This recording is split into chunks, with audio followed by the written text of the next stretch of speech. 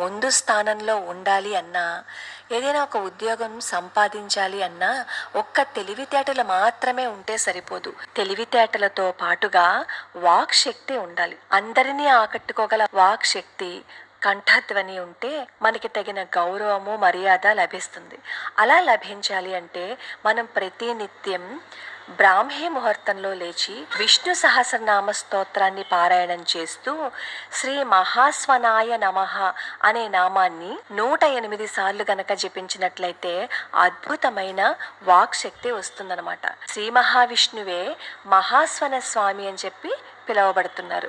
ఇది విష్ణు సహస్రనామ స్తోత్రంలో 41వ నామం. కాబట్టి అయ్యో నాకు తెలివితేటలు ఉన్నాయి కానీ నేను రాణించలేకపోతున్నాను అని అనుకునే వాళ్ళు ఇలా చేస్తే కనుక వాళ్ళకి విశేషమైన ఫలితం ఉంటుంది. నలుగురిని ఆకట్టుకోవాలి అన్నా మనం